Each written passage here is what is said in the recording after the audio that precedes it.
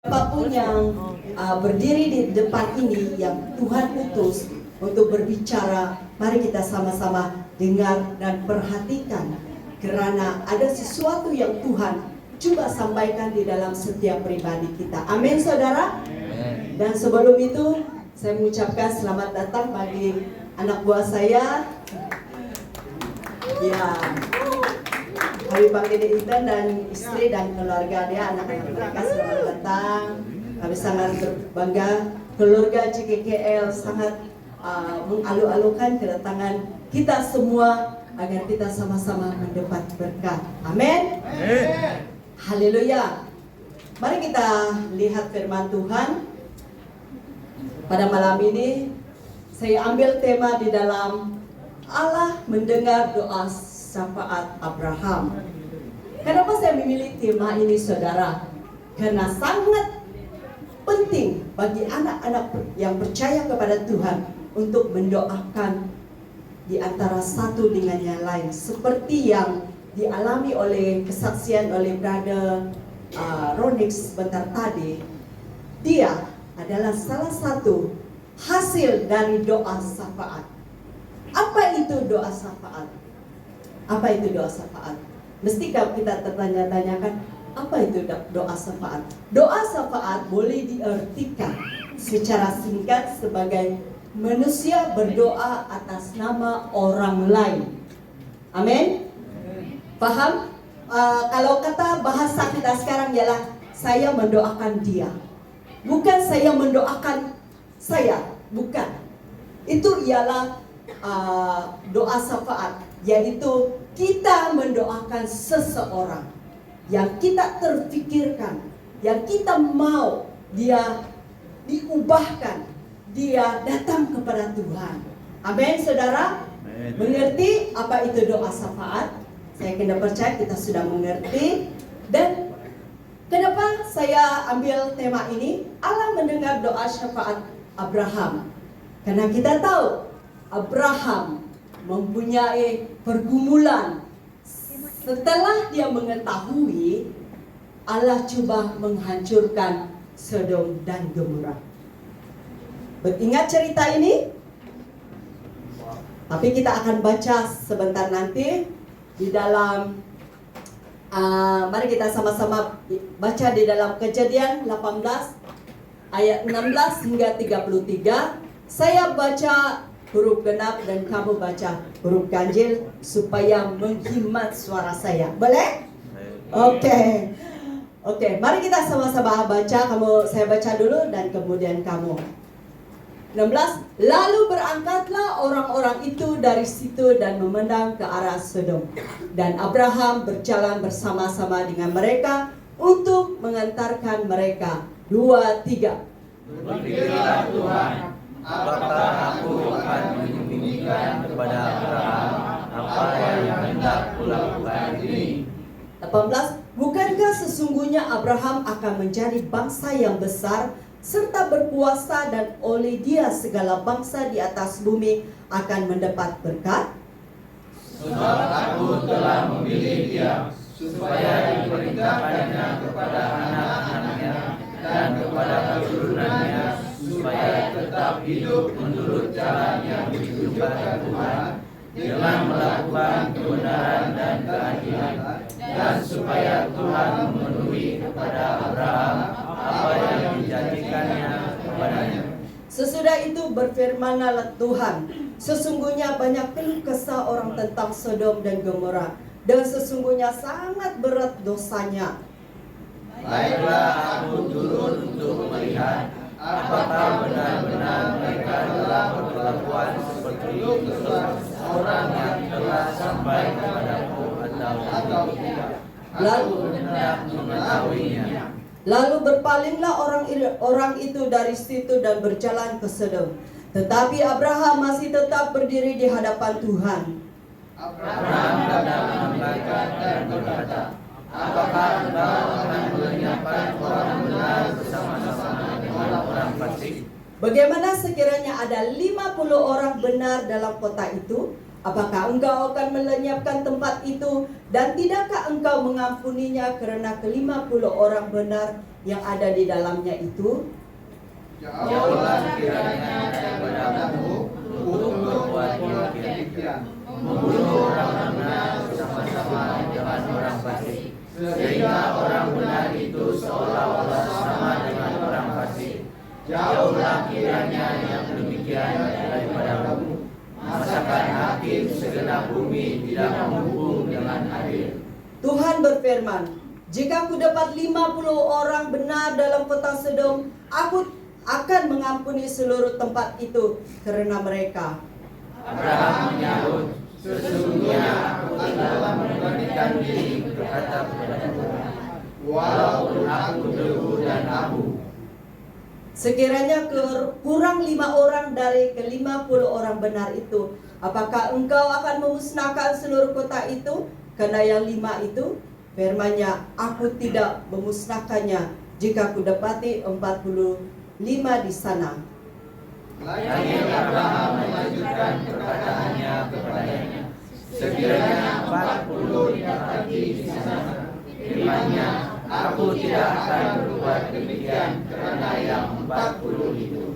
Katanya, janganlah kiranya Tuhan murka kalau aku berkata sekali lagi, sekiranya 30 didapati di sana, firman-Nya, aku tidak akan berbuat demikian jika aku dapati 30 di sana. Sesungguhnya aku telah memberanikan diri berkata kepada Tuhan, sekiranya 20 didapati di sana, firman-Nya, aku tidak akan menggunakannya karena yang 20 itu. Katanya, janganlah kiranya Tuhan murka kalau aku berkata lagi sekali ini saja. Sekiranya 10 didapati di sana, firman-Nya, aku tidak akan memusnahkannya karena yang 10 itu. Lalu pergilah Tuhan setelah dia selesai berfirman kepada Abraham, dan kembalilah Abraham ke tempat tinggalnya. Amin. Mari kita berdoa dulu. Tuhan, terima kasih atas firman-Nya Bapa yang kami baca sebentar tadi. Tuhan Yesus, biar Tuhan Engkau yang berbicara lewat hamba-Mu. Hamba-Mu berlindung di kaki salib-Mu ya Tuhan Yesus, dan biar Tuhan yang berkata-kata melalui hamba-Mu. Terima kasih Tuhan, di dalam nama Yesus kami sudah berdoa. Amin. Amin. Haleluya. Firman ini seperti yang saya katakan tadi, Abraham sangat bergumul tentang di mana Lot ialah anak buah dia. Dia tinggal di Sodom. Dan Allah seperti yang kita baca tadi, Allah coba mau menghancurkan Sodom dan Gomora. Apa yang terjadi? Satu macam bernego-nego dengan Tuhan. Tuhan, kalau ada 50 yang orang benar, adakah kamu akan menghancurkan? Kata Tuhan, tidak. Sampailah kepada 10 orang. Kenapa 10 orang? Sebab keluarga dia punya anak buah Lot hanya 4 orang. 2 anak, istri dan dia. Dan Abraham sangat mengasihi Lot, dan apa dia lakukan? Dia coba bernego dengan Tuhan.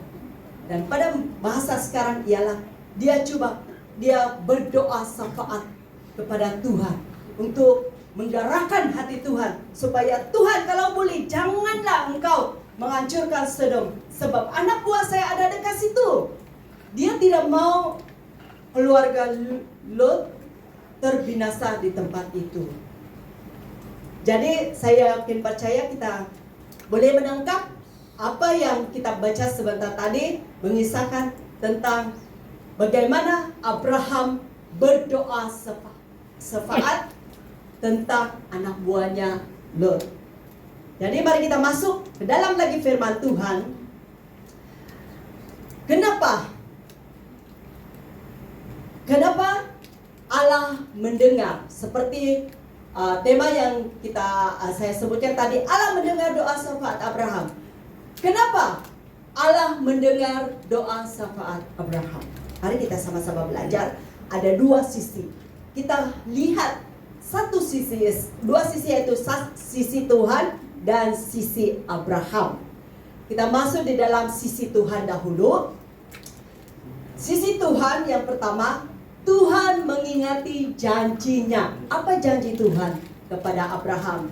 Di dalam ayat 17 mengatakan, berpikirlah Tuhan, apakah aku akan menyembunyikan kepada Abraham apa yang hendak kulakukan ini. 18, bukankah sesungguhnya Abraham akan menjadi bangsa yang besar serta berkuasa, dan oleh segala bangsa di atas bumi akan mendapat berkat. Jadi Tuhan mengingati janjinya. Saudara, Tuhan punya janji di dalam setiap pribadi kita.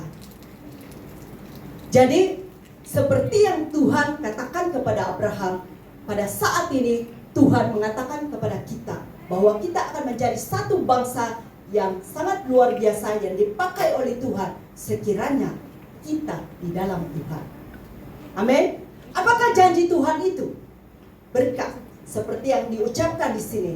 Bukankah saya akan memilih Abraham menjadi bapa segala bangsa yang sangat berkuasa?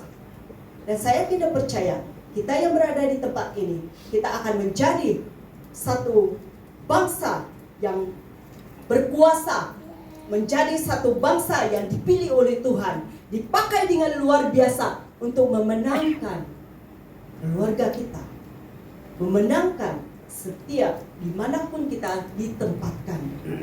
Ingat kita punya tema misi dan visi gereja kita ialah biar kita menjadi berkat di marketplace, dimanapun kita ditempatkan, di tempat kerja atau di tempat sekolah atau di mana saja, biar kita menjadi berkat, karena itu adalah janji Tuhan. Pasti Tuhan akan memakai kita menjadi berkat dimanapun kita diletakkan. Amin, saudara. Haleluya. Yang kedua, janji Tuhan yang dalam kita lihat sisi Tuhan yang kedua ialah Abraham adalah pilihan Tuhan. Di dalam ayat 19 mengatakan, sebab aku telah memilih dia supaya diperintahkannya kepada anak-anaknya dan kepada keturunannya, supaya tetap hidup menurut jalan yang ditunjukkan Tuhan dengan melakukan kebenaran dan keadilan, dan supaya Tuhan memenuhi kepada Abraham apa yang dijanjikannya kepadanya. Apa maksud dia? Ini firman Tuhan bermaksud yang telah dipilih dan telah diperkenankan. Maksud kita dipilih ialah kita diperkenankan oleh Tuhan. Amin, saudara. Kita sudah dipilih oleh Tuhan. Amin. Sebab dalam firman Tuhan Yohanes 15 ayat 16 mengatakan, bukan kamu yang memilih aku, tetapi aku yang memilih kamu. Ini firman Tuhan, saudara. Dan saya tidak percaya kita semua ini anak-anak pilihan Tuhan. Jadi sebagai anak-anak Tuhan, apa yang harus kita lakukan? Kita mengikuti apa yang difirmankan oleh Tuhan di dalam kehidupan kita. Kalau kita katakan pergi, jangkau jiwa-jiwa yang belum percaya kepada Tuhan, pergi, lakukan. Bukan kekuatan kita, tetapi Roh Kudus yang menguatkan kita. Amin. Haleluya. Yang ketiga, sisi Tuhan, pandangan sisi Tuhan. Kenapa dia mendengar doa syafaat Abraham? Allah melihat kesungguhan yang ada pada Abraham. Dalam ayat 23, Abraham firman Tuhan mengatakan Abraham memberanikan diri, mendekatkan kepada Tuhan. Bukan Tuhan tidak tahu apa maksud Abraham. Bukan Tuhan tidak tahu apa akan terjadi kepada Sodom. Dia mau menghancurkan tempat itu. Dan bukan tidak tahu pergumulan Abraham. Abraham mendekatkan diri dan meminta belas kasihan dari Tuhan. Jadi saudara, seberapa di sini kita meminta belas kasihan dari Tuhan? Mau keluarga kita dimenangkan, mau keluarga kita mendapat keharmonian, mau berdiri bagi bangsa kita. Berapa di sini, berapa banyak kita di sini. Saya tidak percaya kalau beban itu ada di dalam hati kita. Saya tidak percaya kita tidak segan-segan silo. Terus mendekatkan, terus berdoa kepada Tuhan. Meminta satu bangsa, meminta keluarga kita, seseorang, abang, kakak, atau siapapun yang kita kasihi. Mari kita bayangkan kalau mereka, maaf kata, mereka meninggal dan bukan di dalam Tuhan. Saya ajak kita menyadarkan diri kita kalau mereka meninggal dan bukan di dalam Tuhan. Sangat kasihan saudara.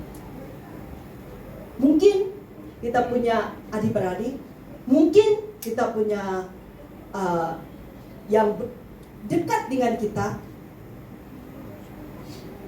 Mungkin kita mau mengatakan kepada Tuhan, tapi tidak tahu bagaimana. Saat ini kita belajar bagaimana Abraham memberanikan diri, mendekatkan diri kepada Tuhan. Dan dia mengatakan, kalau ada 50 Tuhan, kamu akan menyelamatkan. Mau, kata Tuhan. Sampailah kepada 10 orang. Jadi saudara, kalau kamu katakan, mustahillah Tuhan mendengar doa saya, sedangkan saya pun belum lagi dipulihkan. Mari saudara, mulai saat ini firman ini menegurkan buat kita semua bahwa Tuhan mengasihi kita semua. Walaupun hanya satu orang yang berdiri bagi bangsa dan berdiri bagi seseorang, berdoa syafaat bagi seseorang, pasti seseorang itu akan dimenangkan. Amin. Haleluya. Dan seterusnya di dalam sisi Abraham, kita lihat dengan cepat, kita lihat sisi Abraham pula, sebab masa itu sangat cemburu. Abraham berani untuk menyatakan hasratnya menyelamatkan Lot. Ini lebih kurang yang pandangan Tuhan.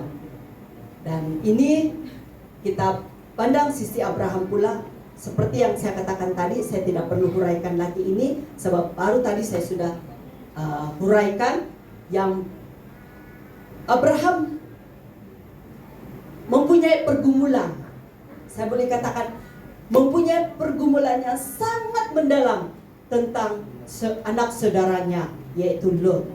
Dan seperti yang saya katakan, Tuhan pasti mendengar doa kita kalau itu yang kita doakan selama ini. Kalau kamu katakan, manalah Tuhan mau dengar, tidak pernah saya mendapat jawaban. Saudara, mungkin ada sesuatu yang Tuhan mau siapkan di dalam kehidupan kamu. Jadi apa yang saya katakan pada malam ini, jangan stop berdoa seseorang. Jangan stop. Sebab tanpa doa-doa orang benar, seseorang itu tidak dapat diselamatkan. Amin. Yang kedua, Abraham mempunyai sikap rendah hati. Ya. Dalam ayat 27, Abraham menyahut, sesungguhnya aku telah memberanikan diri berkata kepada Tuhan, walaupun aku debu dan abu. Ya. Seperti firman Tuhan, Saudari Mary mengatakan, rendah hati boleh, rendah diri jangan. Kenapa?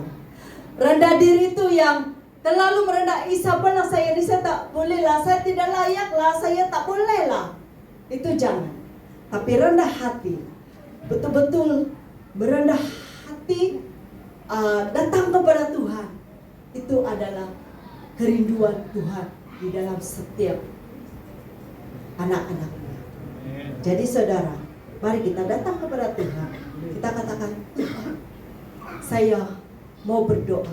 Saya mau berdoa syafaat bagi negara kami, bagi keluarga saya. Katakan itu dengan rasa rendah hati.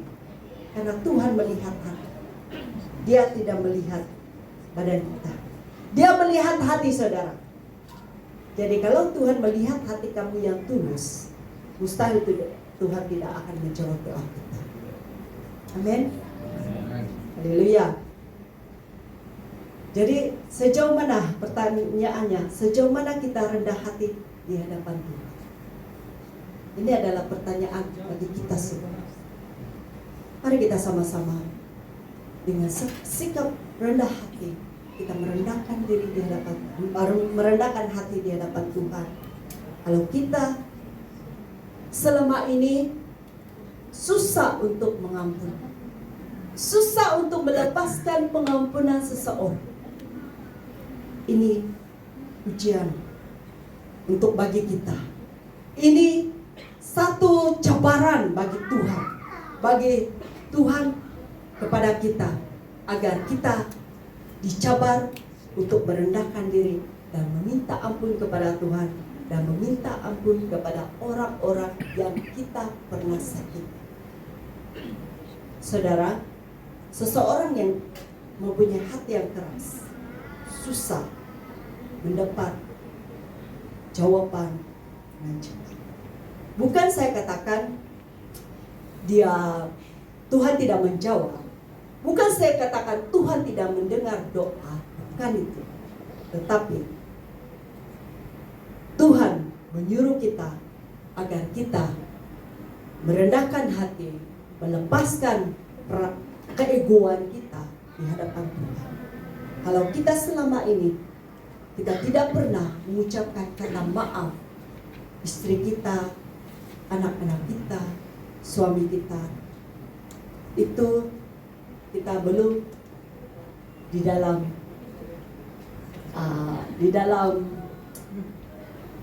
caranya Tuhan. Ya, saya seringkali ditegur tentang hal ini. Anak kami Lali selalu mengatakan, at least kamu cakap, oke lah mami, ini langsung kamu tak jawab saya punya message. Dia kata, sebab kalau dia katakan sesuatu macam sesuatu dan saya harusnya dia katakan thank you, seseorang itu cakap thank you, mami kena cakap welcome, at least itu welcome saja. Bukan saya tak mau cakap, tapi terlepas pandang. Jadi dia yang tegur saya, at least kamu katakan welcome. Ya saudara, itu adalah salah satu contoh untuk kita menghargai seseorang. Jadi saudara, sejauh mana kita di sini menghargai sesama, menghargai istri, menghargai anak-anak, dengan rasa rendah hati, bukan rendah diri ya, rendah hati kepada lingkungan kita. Amin. Sebab Tuhan mau, firman Tuhan mengatakan, apa yang kamu lakukan kepada seseorang, itu kamu sudah melakukan untuk saya. Jadi mari kita sama-sama lakukan supaya kita melepaskan rasa ego. Dan mari kita, sebelum kita berdoa, kita katakan, Tuhan, saya minta ampun. Tuhan, saya mengampuni mereka yang bersalah kepada kami. Sebab itu caranya Tuhan untuk dapat mengkoneksionkan doa kita sampai pada kerajaan surga. Amin. Haleluya. Sedikit kesaksian sebelum kami waktu kami mengalami krisis pada bulan 2 itu, kami sangat tercabar. Ini yang kami selalu Pastor Habil katakan. Bagi Pastor Habil, dia sangat senang untuk mengampuni. Tapi bagi saya terus terang, waktu itu kalau bukan Pastor Habil yang menyadarkan saya, mungkin sampai sekarang saya kepahitan dengan orang yang terdekat. Lebih-lebih lagi orang itu yang selalu dekat dengan kami, dan banyak saya melihat dia yang memulihkan saya, dia yang sentiasa menaikkan iman percaya saya kepada Tuhan lewat firman Tuhan, dan akhirnya kami mengalami penolakan. Tapi puji Tuhan, Karena Tuhan, karena Pastor Habil cepat menangkap sesuatu yang Tuhan mau kami lakukan. Dan dia katakan, mari kita sama-sama. Saya punya otak sudah blank Mas Satu. Saya kata, kenapa terjadi macam ini? Kenapa saya selama 21 tahun bersama, tetapi ada sesuatu terjadi yang sangat menyakitkan. Tapi Pastor Habil katakan, ini kita jangan pertanyakan, persoalkan, tetapi kita pandang positif. Kita mau mengikuti apa katanya Tuhan. Mungkin ini adalah sesuatu rencana Tuhan untuk kita membuat sesuatu yang Tuhan benar-benar letakkan di dalam pelayanan keluarga kita. Dia kata, mungkin Tuhan meletakkan satu sayap untuk kita pergi lebih jauh lagi. Dia kata, supaya bukan saja House of Joy yang kita buat di live Facebook, tetapi ada satu Tuhan mau kita lakukan. Dia kata, dan puji Tuhan malam itu kami berdoa, melepaskan pengampunan, memberkati mereka, dan Tuhan menjawab doa tepat pada waktunya. Jadi saudara, kalau kita memikirkan, saya sangat kepahitan dengan seseorang, saudara, lepaskan pengampunan. Karena tanpa kita mengampuni, tanpa kita mengampuni seseorang itu, kita tidak mendapat apa-apa. Amin. Baik, kita lepaskan supaya Tuhan senang bekerja di dalam kehidupan dan membuka seluas-luasnya jalan kita kepada rencana yang Tuhan sediakan di dalam kehidupan kita. Amin. Haleluya. Yang ketiga ialah Abraham sangat mengerti perasaan Tuhan. Bukan ini kah saya cakap tadi? Oke, kita teruskan. Dalam 32 katanya, janganlah kiranya Tuhan murka kalau aku berkata lagi sekali ini saja.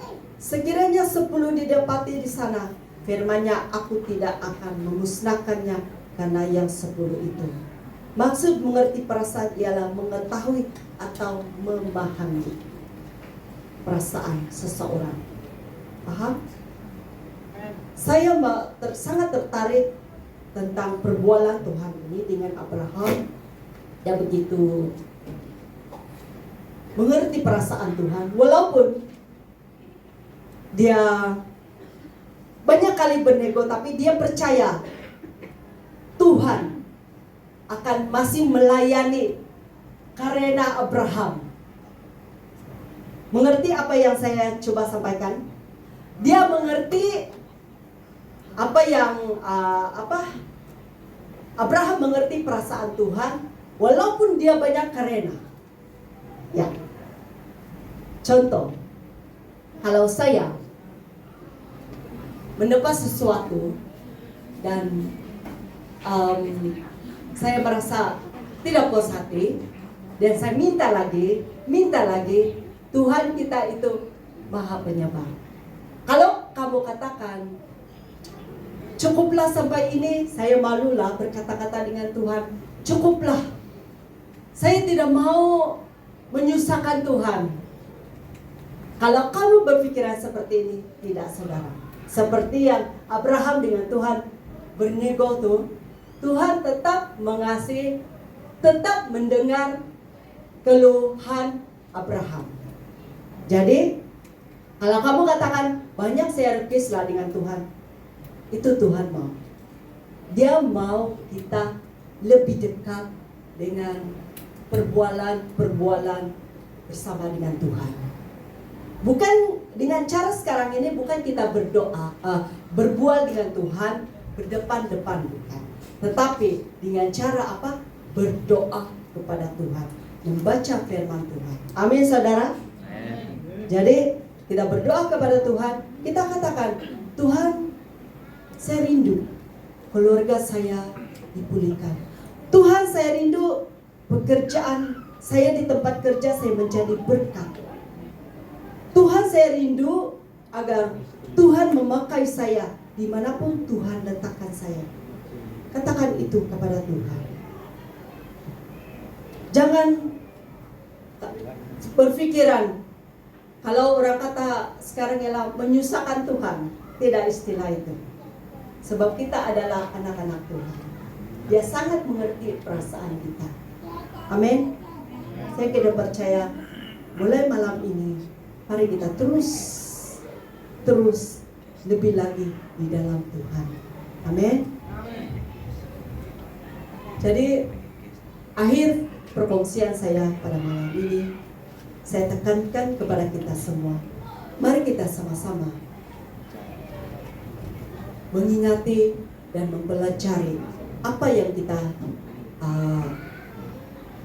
dengar, bagaimana Tuhan mendengar doa syafaat Abraham, dan bagaimana Tuhan mendengar syafaat kita kepada Tuhan, dan kita mempraktiskan di dalam kehidupan seharian kita, sentiasa mendekatkan diri kepada Tuhan, sentiasa berpikir bahwa janji Tuhan di dalam kehidupan kita pasti terjadi. Amin.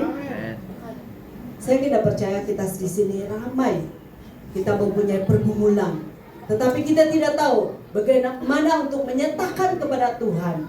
Jadi sekarang kita sudah belajar bagaimana untuk mendekatkan diri kepada Tuhan, memperkatakan setiap pergumulan kita kepada Tuhan, dan pasti Tuhan menjawab doa kita tepat pada waktunya. Amin. Haleluya. Mari itu saja sharing saya pada malam ini. Mari kita pemain musik, mari kita berdiri semua. Ya, beri kemuliaan bagi Tuhan Yesus Kristus. Haleluya. Haleluya.